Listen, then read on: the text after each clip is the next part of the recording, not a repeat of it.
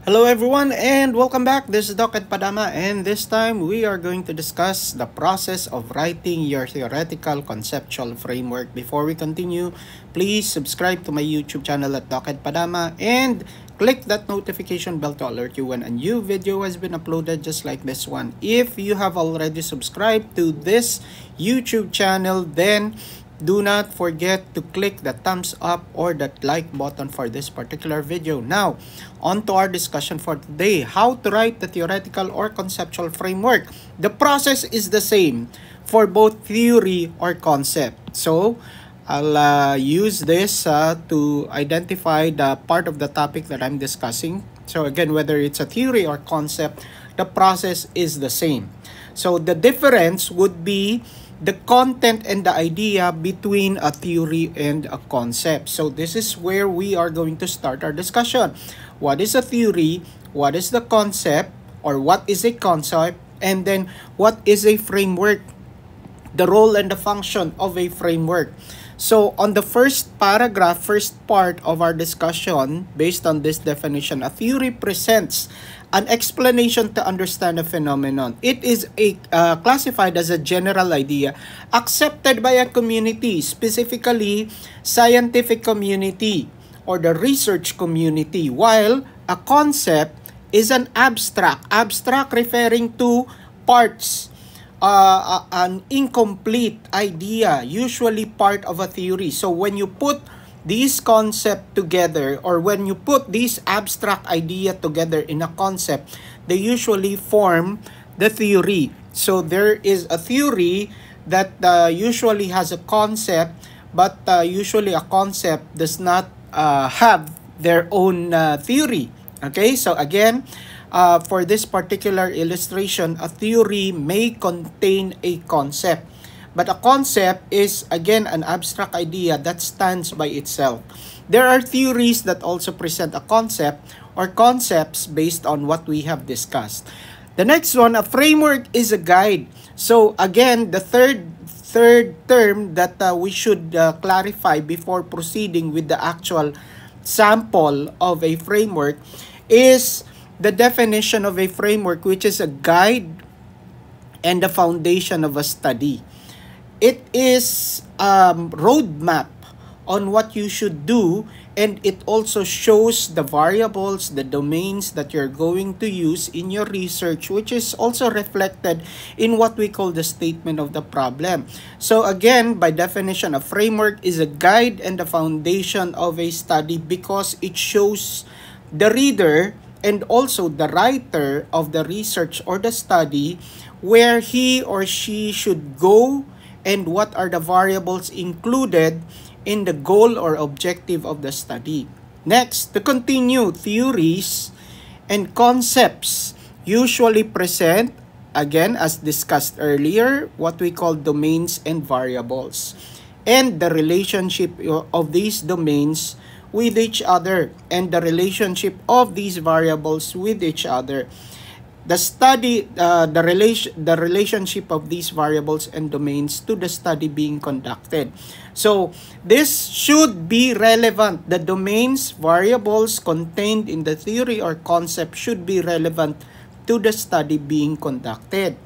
Therefore, you should not use any theory nor concept that is irrelevant or does not have something to do with the study that you are conducting. Theories and concepts are used in order to provide support to the claim that you have presented in your manuscript.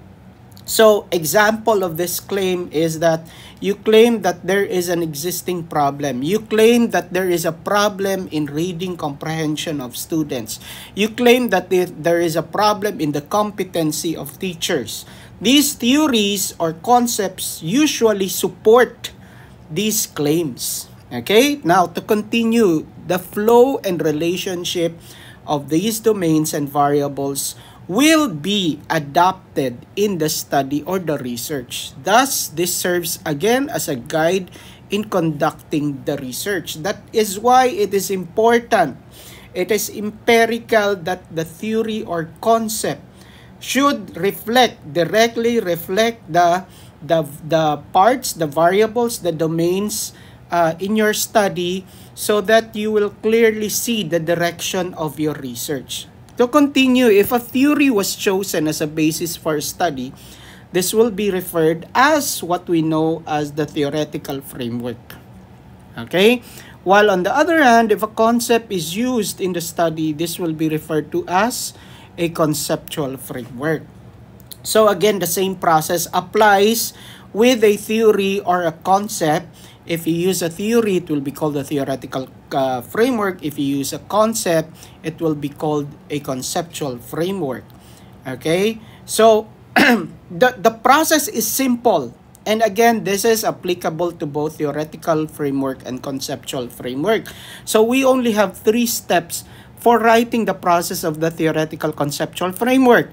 Number 1 is to present the name or title of the theory or concept. Present the name or the title of the theory or concept. The next one, present the author or the writer of the theory or concept. And then present the characteristics of the theory and concept and the idea. Okay. After doing this, discuss the domains or variables included in the theory or concept. And then the third is present the relevance of the theory or concept to your study. How is this related? How does this support the study that you are conducting? We have an example conceptual framework, and I would just like to show you the overview of this framework. So overview, if we're going to minimize the screen, you can see that there are barely 3 paragraphs in this particular example. So you have the first paragraph here, the second paragraph together with the diagram for the conceptual framework, and then the last paragraph. So again, the content of this sample conceptual framework also reflects the process that I presented earlier, process 1, 2, and 3. Okay? So again, after presenting the example, these are the sample theories that you may want to look into and you may want to use in your respective research proposal in the future. So we have the following sample theories. Number 1, we have the theory of learning and development by Lev Vygotsky.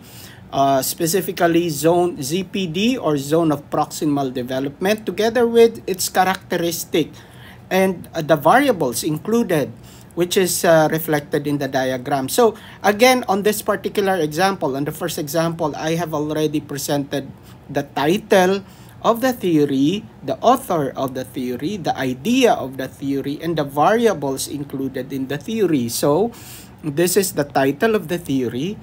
You have the writer of the theory, the characteristic, and the idea behind the theory, and then you have the variables included in the theory. So again, all you need to do now is to construct the narrative that will present the relevance of this theory to the research that you are conducting. So that is how you the simplified version of how you should write the theoretical or conceptual framework. So again, presenting another theory or other theories that you may want to look into when writing your research paper are the following. Some of these are already familiar with you. We have the MI theory, which is the multiple intelligences theory by Howard Gardner, which presents that there are various intelligences aside from the general intelligence that we are aware of before. Okay? So again, the elements that I discussed earlier are included here. And then let's move on to another theory, cognitive learning theory. I'll just go through these theories because there are a handful of them. So we have transformative learning theory, we have the cognitive learning theory, behaviorism, constructivism, humanism, social learning theory, experiential learning theory. So there are writers who always tell me that they have hard times in searching for a particular theory. There are a lot of theories and concepts available for your study. All you need to do is really identify the source or the website wherein you can really maximize and present specific ideas or topics that you want to search. So again, try to search a specific website or source wherein you can really get the specified or specific information that you want to get